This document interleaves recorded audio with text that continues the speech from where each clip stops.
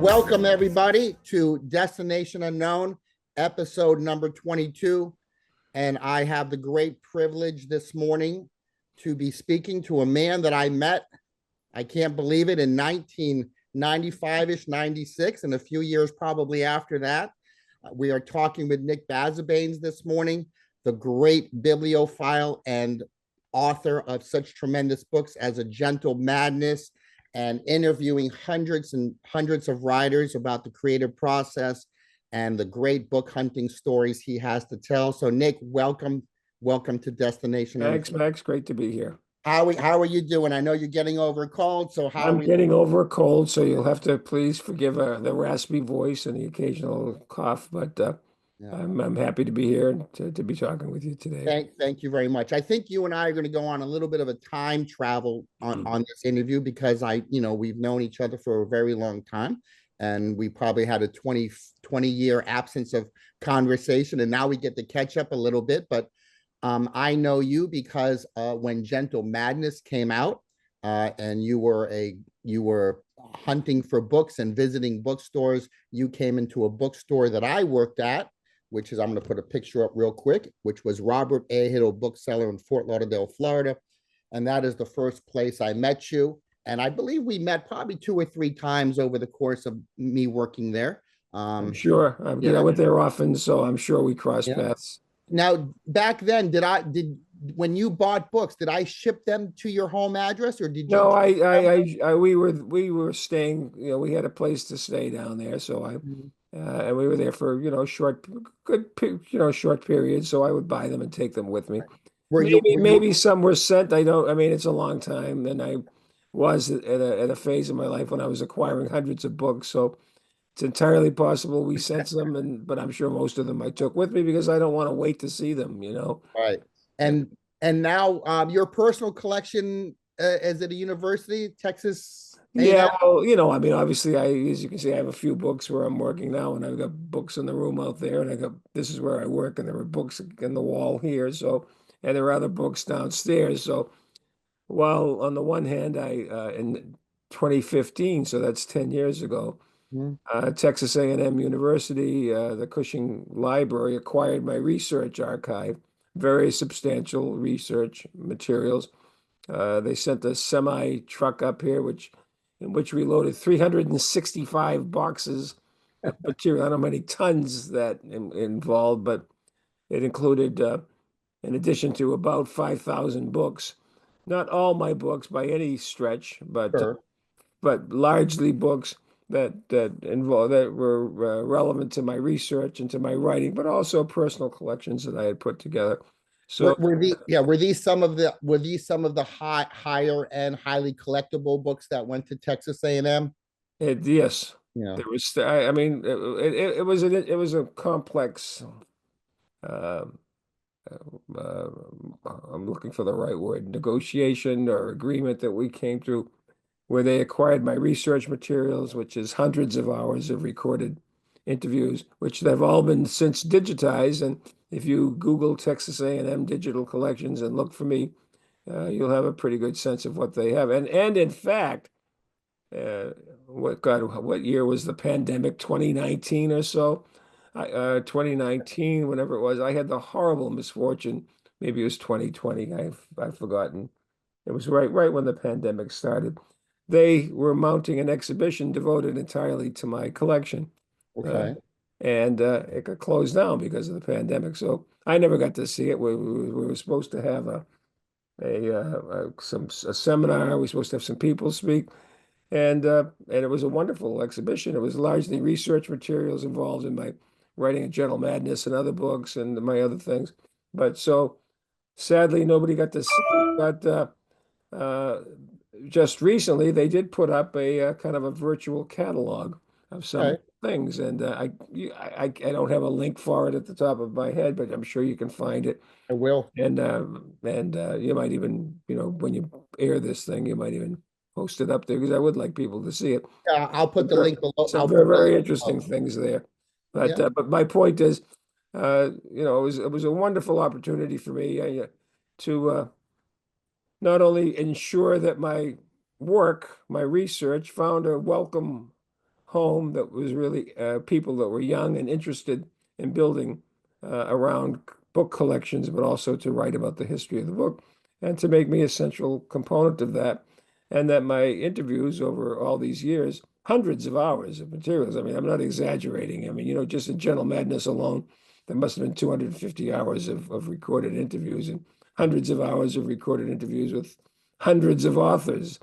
They also acquired all of my inscribed copies of books that I got from over the 22-year period that I was writing a weekly literary column. Right. And from the beginning, I would always have them inscribe my books. And this, by the time I was done, filled an entire wall in the other room out there. And overrun, it was about 1,000, a little under 1,000 inscribed books. And they all went down to Texas A&M, and they are Well, there now. And you, just the range of people. I wrote a very lengthy essay about this with the periodical, The Book Collector, I do, comes yes. out of the UK. A couple of years ago, I did a two-part essay, and it was Thanks for the Memories, I think was the title they put on it. And I talked about my experience of putting together this really, truly unique collection, which was distinguished by every book was came from a personal Right. interview with an author and an inscribed book that came out of it. So And would you say you've interviewed thousands of modern and contemporary writers? hundreds. Hundreds, yes. Hundreds, Higher up, yeah. thousands takes us into another stratosphere, Yeah. but hundreds to be And, sure. right, and the beauty you have a great luxury is as a book reviewer back in the day, you were sent free uncorrected proofs, free, Everything. yeah, I was ARC. an A-lister, and as I point out in this essay that I wrote, I was shameless in my pursuit of these things. And I was one of only two full-time book editors in Massachusetts. And I edited a Sunday book section, 10 or 12 books a week. That I also wrote my own literary essays once a week on Wednesdays and occasionally on Sundays. So I produced. And then when I left the newspaper business to work on Gentle Madness in 1991, I continued writing this column and I self-syndicated it in over 30 papers in the United States. In fact, the Fort Lauderdale paper took a number of my Mhm. pieces, Orlando Sentinel. So, I mean, I was well represented down in Florida. The Gainesville Sun took me every Sure. week. I love the Florida papers. They're very supportive of my Well, work. And that's because all the New Englanders moved down here well, anyways. whatever. And I was out in Salt Lake City. I was in Cedar Rapids. I did an interview with John Irving once while I was Okay. continuing this Mhm. up in Vermont. And he didn't do a lot of interviews. And I drove up to Vermont, and he lived at that time on the side of a hill in a chateau in Vermont, on a hill like a mountain. And I was I said, I thanked him. I said, Mr. Irving, thanks for doing this. I said, I know that you are reluctant to do too many interviews. He said, well, he said, I used to teach at the Iowa Writers Workshop. Sure. And he said, my friends at the Cedar Rapids Gazette, which was one of my newspapers, send me your columns. Send me, Right. I mean, when another writer, a writer that you Yeah. respect of that stature, says to you that he reads your stuff Yeah. and the Cedar Rapids Gazette, you know, that's a great, it's a great compliment, Yeah. not only to the extent the reach that I had, but the fact that people that I admired and Yeah. respected were reading. Oh, and And then it got me access to do an interview with him. and that makes me think one of the books I'm reading right now is a biography of W.P. Kinsella, Uh-huh. whom, very famous book about Iowa, and movie Field of Dreams. So it all ties in one way or the other. Did you ever interview W.P. Kinsella? I didn't, Oh, there were people on my want list that I would love to have done, and he would have been one of them, yeah. yeah. But I didn't. Yeah. Just Well, didn't is have there it. is there one or two on that list that it never happened that Well, you but there's really more than one or desired? two. Yeah, well, either that or they just didn't want to do it, and they didn't do interviews. I would love to have interviewed Walker, the great Walker Percy, Oh, okay. Yeah. who I met a couple of times, and it didn't happen. I would love to have interviewed Eudora Welty, though I shared an elevator with her once at the Algonquin Hotel. It's closest I got to that. So John Cheever, I would have loved to have interviewed. That didn't happen. Philip Roth, I would have loved to have interviewed. That never happened. John Cheever's another Massachusetts guy, though. I mean, Well, but it was I came along while he was going at kind of at the end of his career too. And well, but And Walker Percy. and Walker Percy was Yeah. down in Louisiana, and but well, one of my collections, I think I had one of the great Walker Percy collections of first editions and associated materials, and that collection I placed at Georgetown University, a good Okay. Catholic school in Washington, D.C. that surprisingly did not in their special collections. Of course, he was one of the great Catholic writers who converted to Catholicism, and they didn't have a Walker Percy collection, of stature, and so I placed that independently in Georgetown. So there's a Basbanes collection of Yeah. Walker And Percy material in and Georgetown. two things come to mind with Percy is the novel Lancelot has one of Right. the great first lines ever, which is "Come into my cell." Yeah. Um, Uh, that's I almost as yeah, Yeah, there was just something about his view of life and his yeah. expression, and I just really admired everything about him, his personal narrative, and I guess he's the one I would really have loved to have interviewed, and it didn't happen, but I, Also, his letters with Shelby Foote was a very good book. great Yeah, stuff, yeah, great yeah, stuff, which gives you great insight into both of those writers. yeah. But I mean, no, you can't interview them all, but largely it was. When I first started, it was people who were coming through Boston. Well, of course, Mhm. Boston's one of the great book cities in Sure. the world, and at that time, the publishers were sending their authors out, and I would be offered. And once they started reading my stuff, I was offered. I mean, I really could talk with anybody I wanted, and I would occasionally drive down to New York and interview people there. And then when I started freelancing the article and placing it in other newspapers, I expanded my reach, and I really got to interview. But you Is can't get everybody, no, needless. you never, not in this lifetime. Is there a writer that you interviewed whose work you think has been forgotten that we need to know about again? I'm sure. You ever hear of a guy named Richard Yates? Of course. Uh, Um, something of Revolu- loneliness. 11 Seven kinds kinds of of loneliness. Yeah. Yeah. And wonderful Boston writer who was never right. truly appreciated in his Yeah. lifetime. He was a writer's writer. But Yeah. how much of his stuff, I wouldn't say he's forgotten, but I think that, he's not up here. Well, he Yeah. should be No, up here. definitely a writer's writer. I know he battled alcoholism for a Oh, long big time. time. And Yeah. he used to hang out at a place in Boston called the Crossroads, and Okay. it's no longer there. And that's where I interviewed him for the first time. And I had a very good buddy who's now long since been deceased, but he loved Richard Yates. And I introduced Everett Skate. I introduced him to Dick Yates, and they were both very appreciative Mhm. figures, shall we Yeah. say. They're both deceased, so you can use that word, but they got together on a number of occasions, and I think that I read Yates, and that got me from the way writers, you read something and gets you to another writer. I think that got me to Frederick Exley. uh, Somehow. So were they friends at one point? I feel like I am not, yeah, I don't know. I couldn't yeah, tell you. I got the Frederick Exley through Richard Yates. But Richard Yates also he's had movies made of A his work. couple, yeah, yeah. It was a Brad Pitt treatment of one of his books. I forget which one was that. I forget, but Yates, people, he is still obviously greatly respected. But you ask who should be further up the pantheon than he is, I would place him there. Yeah. I don't know how many others. I mean, there were so many writers that you meet who are really good, and um, quality doesn't always get Right. recognized Yeah. as Yeah. it should. Unfortunately. Yeah. So let me go back in time. You were in the Navy. You were writing I back. was a public affairs officer, so I had on an aircraft carrier and two combat missions to Vietnam, the great USS Oriskany. Those of us who served on it, I think would all readily assert that it was probably the outstanding aircraft carrier of the Vietnam War, though there were others. John McCain flew off Oriskany, so many great pilots, and anyway, we were involved in everything, and so those of us who served with it were very proud to have done so. In fact, I went to its reefing when it became an artificial reef down in Florida off Oh, okay. Pensacola. Off 1929.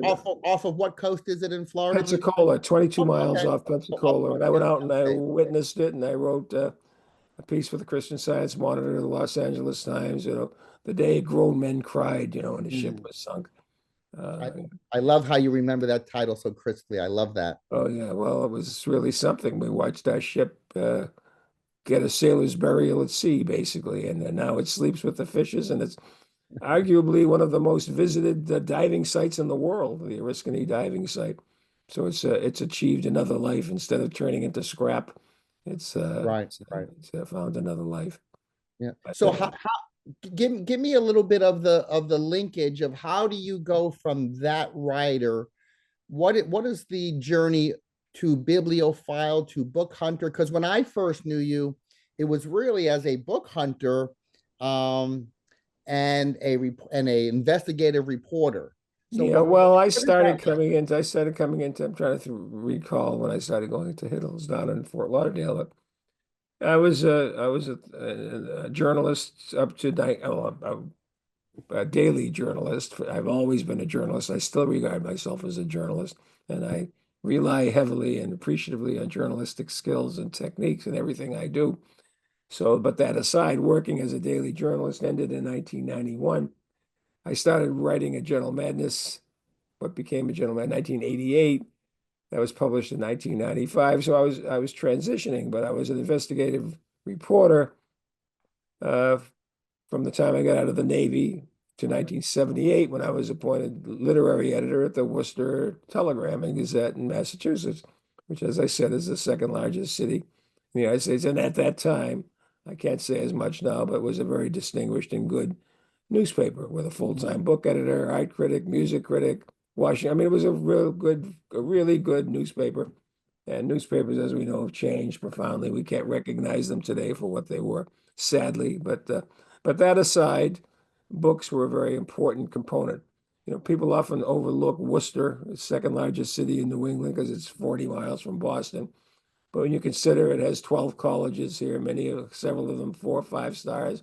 We've got Clark University, Worcester Polytech, uh, Holy Cross College, the University of Massachusetts Medical School, Tufts Veterinary School. I mean, you got the American Antiquarian Society, which is world renowned. I was gonna say, don't forget the bookstores. And the bookstores were great, and it was a very vibrant book culture. And so, I mean, and we were heard. We went and I covered stories and won a couple of awards for my investigative reporting. But books have always been an important part of my life. And when I was appointed book editor, and there were, I think, 100 people applied for that position when it became available. My predecessor was a man named Ivan Sandroff, Okay. who was the founder of the National Book Critics Circle. He was the first president. They give an Ivan Sandroff Award every year, and I was Ivan's successor. Ivan had the job for 17 years. I had it for 13, and then when the paper was sold to outsiders and basically dismembered, the book section disappeared. But between Ivan and myself, we did books for 30 years. Yeah. So when I started this job from the very beginning in 1978 as book editor, I kind of left reporting, but I didn't leave my reporting principles. I Sure. became an editor, but I also wrote a weekly literary column. And from the very beginning of that column, I could have done it in several different ways. I could have done little reviews of all the flood of books that were coming across my desk. And believe me, there were hundreds of books that were coming. What To did you say do? hundreds, to say Oh, I hundreds know. is an understatement. I mean, there were then so many publishing Right. uh, houses in New York and throughout the United States, and they really, and if you were an A-list reviewing entity, as we were, you got everything. And Right. and if whatever they didn't send you, they would happily send you if you asked for it. And Small presses, university presses. oh, I mean, well, Nick, cover the waterfront, whatever. Yeah, but the major trade houses, of course, with the university presses. But what did you do I, with I, them all I back in the day, though? What did you do with all of those books coming well, in? I did, one of my jobs was to recruit a corps of reviewers, which I did. And there are a number of people who, and we had the reputation of being, a good uh, good size, not the largest paper in New England, I mean, and certainly not the most prestigious. You got the Mhm. Boston Globe was number one, but you know, we had a good reputation. We what we printed and published was read and respected. I remember the Bostonian magazine said of two critics that matter one year, I was one, and Gail Caldwell, who won a Pulitzer Prize, was the other. So there's nothing wrong with that. Yeah. And so, needless to say, the publishing houses wanted to be reviewed and represented in our pages. And I recruited reviewers. I must have had over 100 people review books for me. I don't know the number, but very good people. Alan Peacock, who became a top editor in New York, and who in fact became my first editor of A Gentle Madness. God bless him. That was how that connection was made. A woman named Linda Simon, a good author who later wrote books, taught at Harvard. She began reviewing for me. John Dufresne down in Florida, the good. Ask John who he reviewed for when he lived in I'm going to Worcester. make the world a lot smaller for you right now. You ready for this? Yeah. I got a master's of fine arts in creative writing, and John Dufresne was my thesis director. Okay, there you go. The last So game who we started reviewing books for when he lived in Worcester. yeah, Okay. okay. I'm gonna send him a message after this And interview. tell him, and please say hello to him. And I'm so proud to have had a relationship with him. However, it was professional. I can't say I knew him well, but I was thrilled to have him review books He for me. was he was a wonderful professor, a wonderful teacher, and a very charismatic man. Yeah, As and as you know. because we had a lot of colleges around Worcester, Yeah. uh, they had good, bright people like John Dufresne, Yeah. and so they were pleased to have the opportunity to review books for me. Hmm. So and I exploited that. To be honest, I went I drew from this. So you're asking where many of the books went. Yeah. When you have this many people, and I was, if I were to review 10 or 12 books a week, I don't mean me personally, but I assigned and I would edit and publish. I probably would send out 30 or 40 or 50 books. I mean, I didn't care. I did care, but Right. I let these writers, one of the compensations was, sadly, we couldn't pay them much, or even at all. We didn't pay anything for a long time until after years of trying, I finally convinced the ownership that we should be paying these people in addition to giving them books. Sure. But part of the compensation, as far as I was concerned, is, come in the office. I'll take your pick. What do you want? What do you want out of here? It was like a candy store. And But imagine that now, though, Nick. I mean, some of those early uncorrected proofs and advanced reader copies of those books that went on to be highly collectible books. I mean, you had them in your hands very early on. you have to say I did, You. and I didn't uh, chalk that one up against me. I didn't. Well, the collector's market was vastly different. Yeah, but I think these people mostly wanted the finished books, which is Right. which were first edition review books, are very collectible. Hmm. And frankly, I have to say I didn't keep many of these advanced copy. I had them, but I didn't keep them. I kept some, uh, Well, yeah. which Just just became very valuable and very and just about the time A Gentle Madness was garnering attention and reaching new heights, you also had magazines like Modern First. yeah. I didn't write for Yeah. them, but that was Yeah, I think that was Ken Lopez bookseller. well, first, I Yeah. think there was one called Friday. First, No, I yes. don't think Ken had anything. I don't think Ken had anything to do with that, but Or maybe he wrote for it, but I think he wrote for it. yeah. That magazine was out of Arizona or someplace. But But yeah, the collecting market was changing as A Gentle yeah, Madness was ascending as well. it did. Well, I mean, I wrote that book at a time. I started in the '80s, the red hot, white hot '80s, when pe books that people thought would never be on the market again, all of a sudden, were being offered because of the prices that were being offered. People didn't think they'd see Shakespeare folios and Audubon elephant folios and you name it. These books that were all of a sudden going to uh, at auction in New York at Sotheby's and Christie's.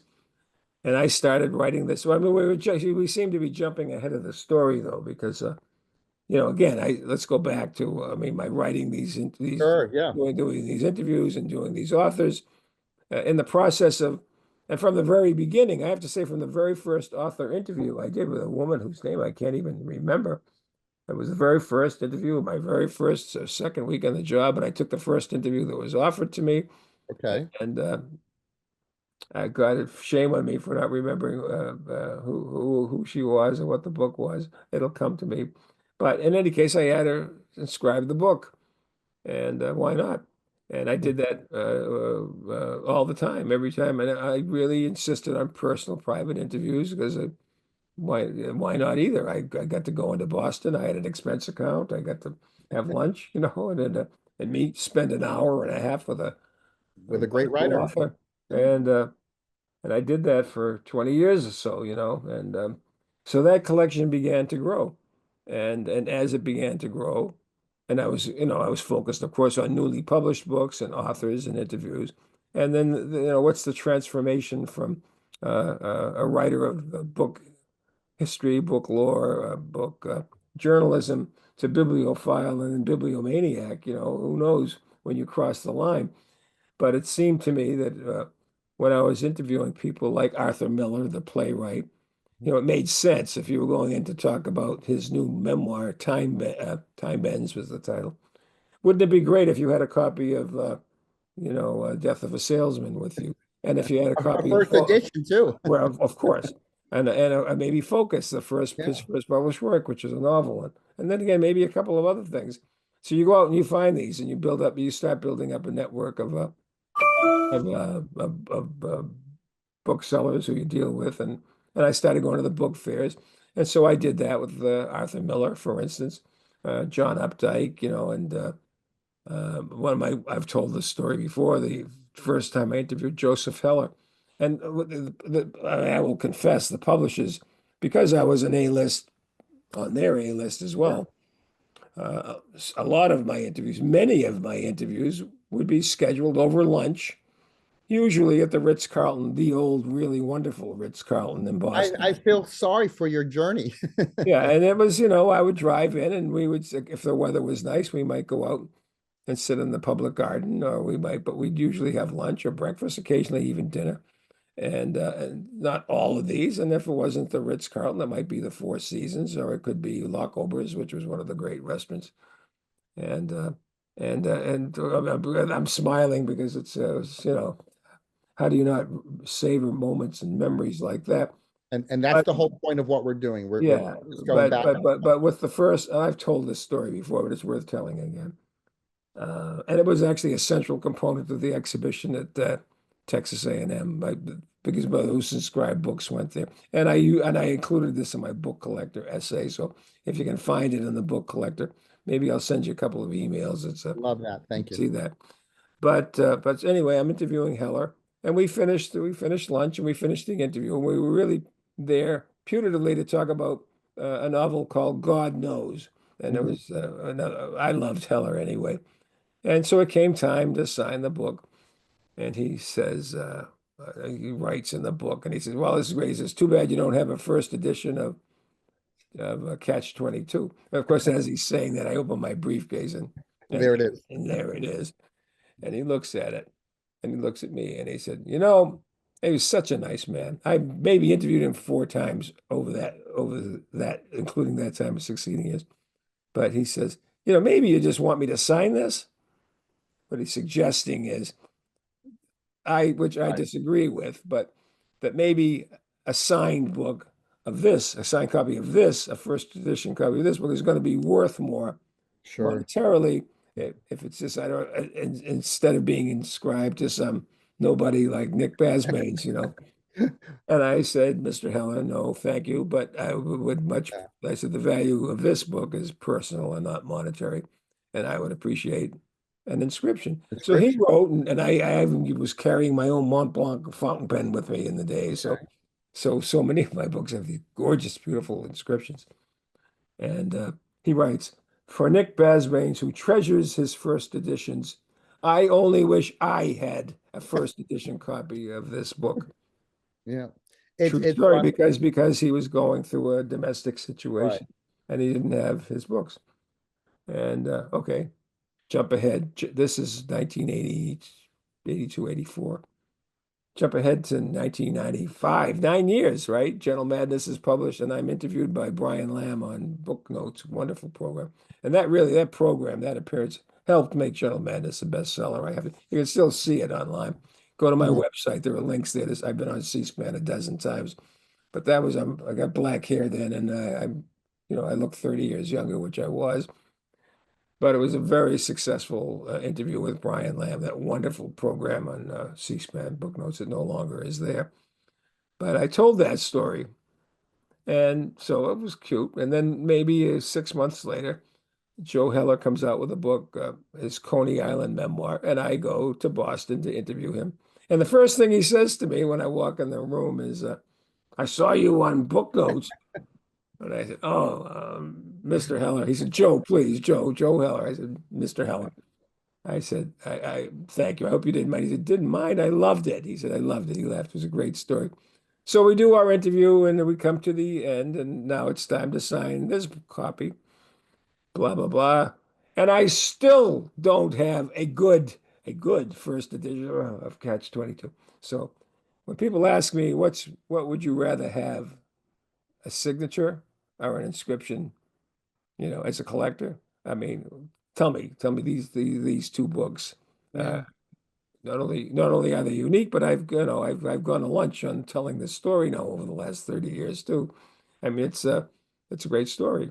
Well, I'll tell you this on my end of my business, 10, 15 years ago, the market wanted just the signature of the author.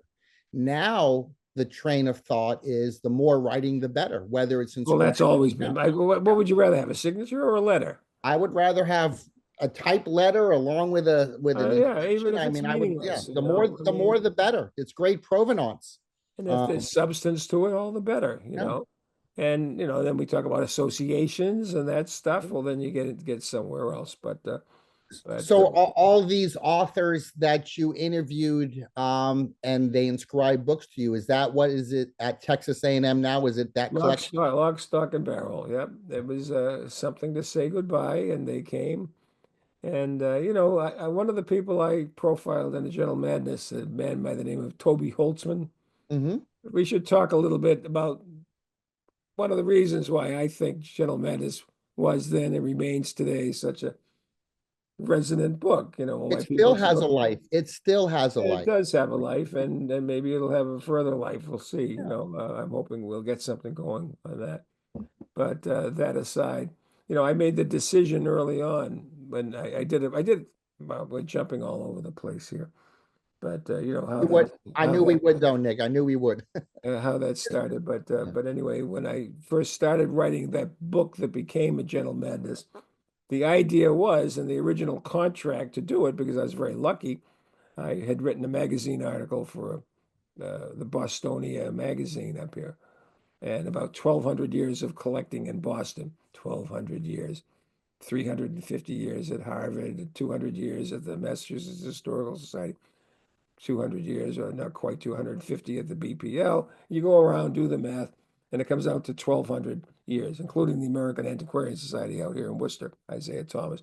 And in every instance, each and every instance, at the core, at the heart of every one of these great collections that was put together, which became the core collections of these institutions, there was always a bibliophile, a bibliomaniac, one person who was driven, who was possessed, who was obsessed Sure. of acquiring with purpose and saving and creating these collections.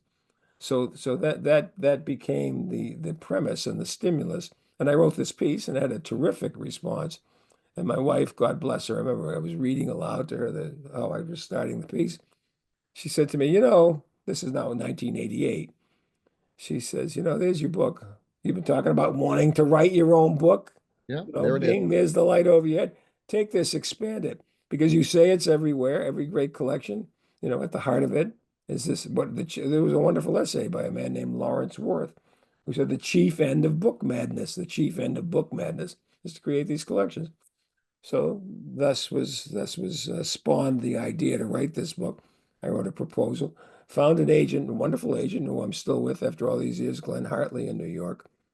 And he took me right again. He took me on. It was hard to get. It's always been hard to get an agent, but he took me on immediately.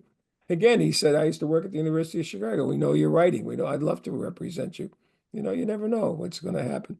So he took me on, and within weeks, we got an offer from Random House, and I was supposed to do a little conventional history of what I just described, Hmm. and to do it in about a year and a half or 2 years, and a nice little book of 90,000 or so words.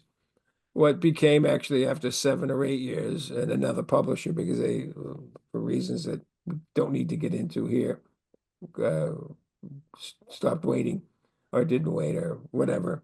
They made a big mistake, as we know, because the book became a bestseller. Uh, we parted ways, and then I found a new publisher, and Alan Peacock came out and rescued me and published Gentle Madness, and a really gorgeous, beautiful, immediately beloved book. We should show a copy of it here to you with the Yeah, dust well, jacket. yeah, I have showcased that book and that dust jacket in my Patreon group, which has membership worldwide. And one thing that's often talked about is they put money behind that book. Oh, That was an impressive dust jacket yeah. Oh, are in you kidding me? 1995. What a gorgeous, it remains. I wish I had a copy here at my desk. I don't want to get up and get one, but I just mailed my last copy out to somebody the other day, but I'm gonna put a picture downstairs yeah, for us. well, in this, you can't see, but in this, not this bookshelf over here, but the one over here is kind of my I Love Me bookshelf, where we have copies of all my books, but Sure. also all the individual editions of all my books. So people come in and they laugh and they smile and they say, "Why do you need 8 copies of A Gentle Madness there?" I said, "Well, that's one. That's one of each edition. I'm probably Right. the only person on alive who has one copy of each published edition, but actually, it's more than 8 because one of these editions had a variant cloth cover. One they were printing them so fast, so quickly they ran out of the black cloth, and they did one in kind of a well. So I have one of those." And but so yeah, I have one of all of those over there. And where was I going with this? But bring me I back, don't even remember anymore. bring me back We on were track. talking about your journey as a writer in the Navy, Oh and well, yeah, and well, then that's way back. launching into your But author yeah, career. but so the point was but yes, okay, right. The original premise was to do this conventional history of book collecting. And that was interesting enough. And I did do that because there's a part one in General Medicine, which does precisely that. But then there's a part two, which is bigger. And of course, I think is the section that people really love. And I said, as I started going along, I said, these other old stories are great and they're wonderful. But what about the stories that are going on right now? And then, I mean, this stuff was going on. And the first thing I did is I went to New York to a an auction at Sotheby's, the garden sale, which became the chapter To Have and To Have No More. And then I read about Stephen Blumberg being arrested in Iowa, and that has to get in the book. And I'm a reporter, I'm a journalist, I'm an interviewer, I'm an investigator. And some of the things I'm pretty good at are following paper trails and getting stories, but also doing interviews and talking to people. And then and one thing leads to another, and the next thing you know, you're traveling the country and you're going everywhere because I believe in seeing things and, firsthand, handling the goods and talking to people face to face.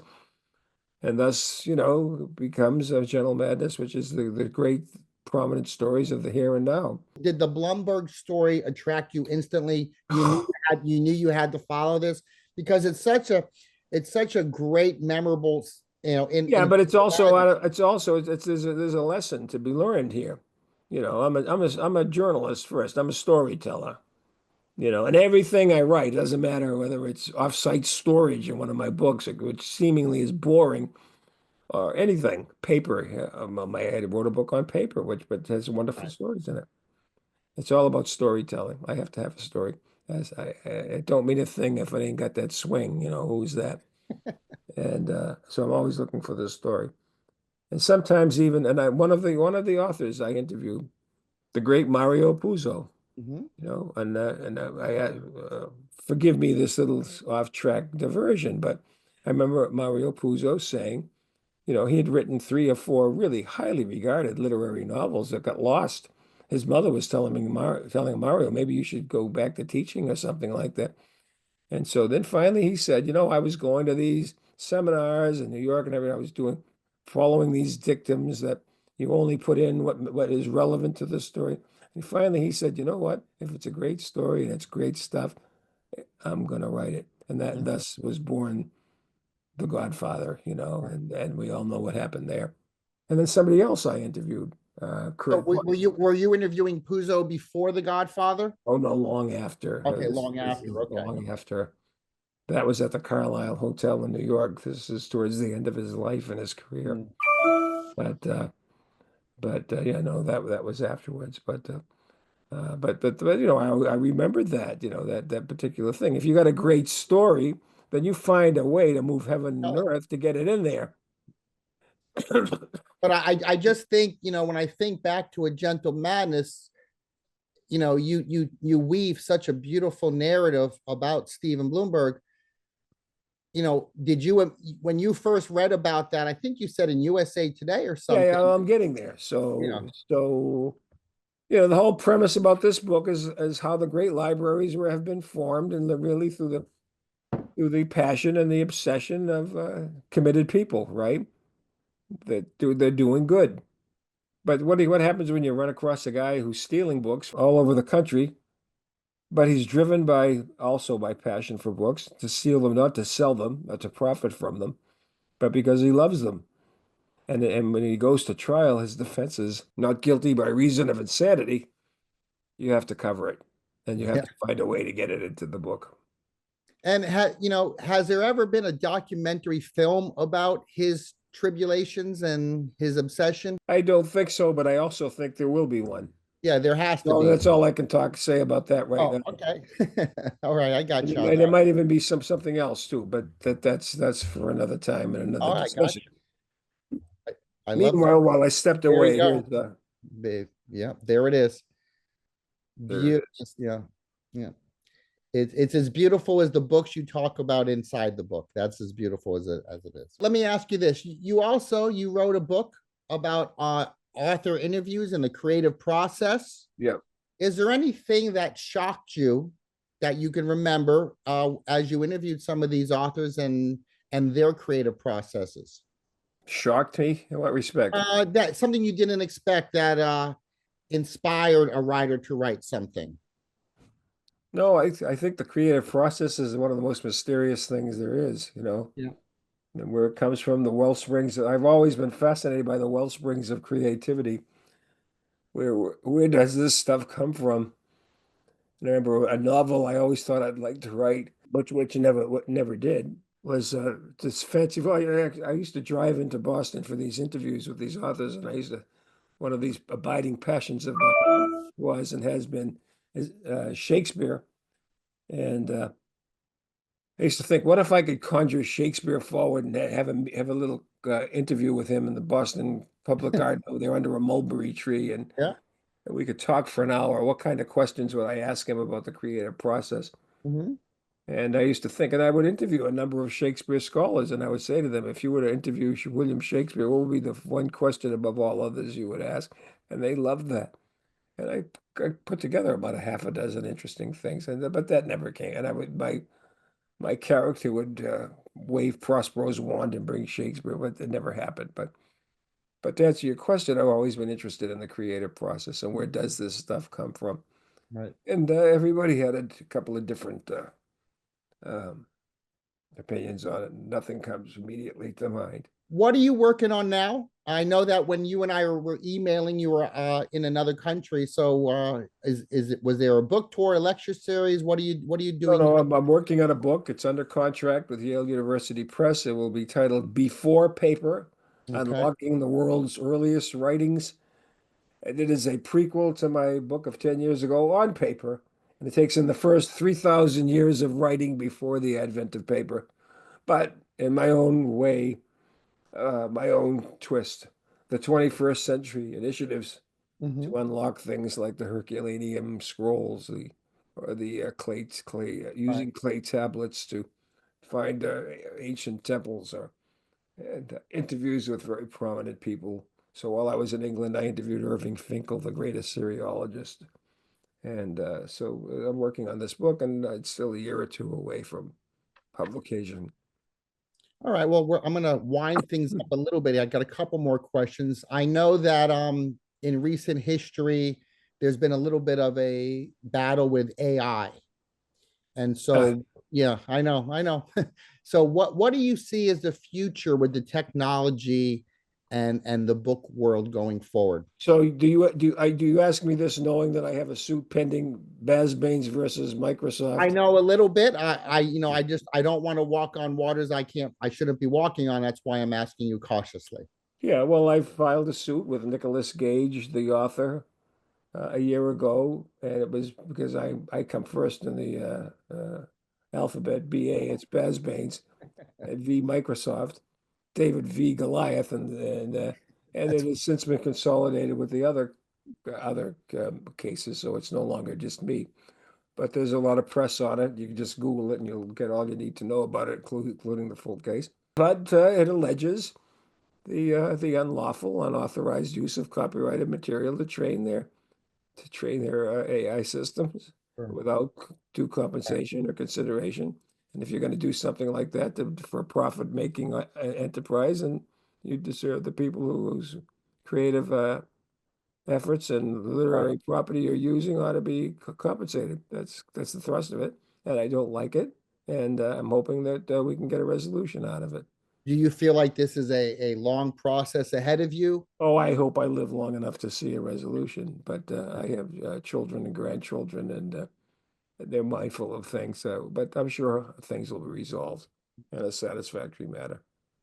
Yes, because for that AI technology to exist, they need to have the information that existed Sure before they AI. do. But you build a house, you got to pay the Yeah, subcontractors, yeah, yeah. Someone's got to pay for the wood.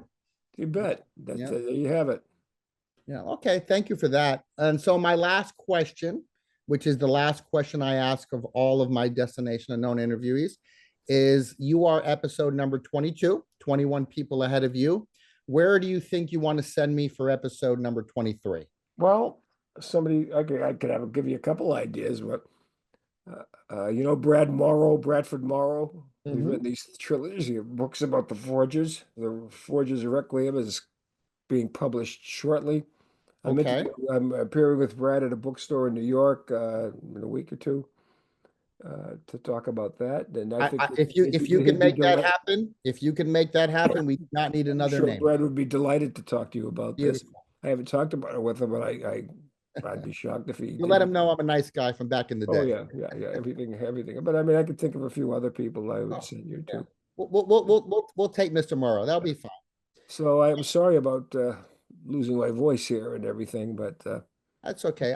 It was a great honor to reach out to you again after all of these years. In my wildest dreams in 1995 at Robert Hill's hmm. bookseller, did I ever think that I would retouch with you and Oh, here we are. talk on a video screen? Yeah. This is the Well, mistake. this Zoom is an amazing thing. And I Yes, it will I is. will say this for this book I'm working on now. This is really interesting because it does constitute a departure for me in a very traumatic way. I started during the pandemic. Hmm. I learned how to use this technology. And so the major people I'm interviewing for this book are the world authorities. And I am using this Zoom medium to do it. And I don't think I could do it without it. Right.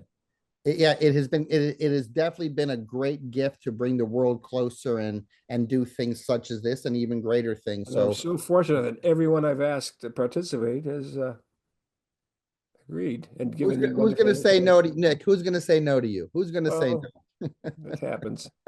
Hey, listen, Max, this is great. no? Good luck to you. Phenomenal. I Okay. thank you, and I'll reach out to you soon, and we'll touch bases. Okay, good. Bye, Nick.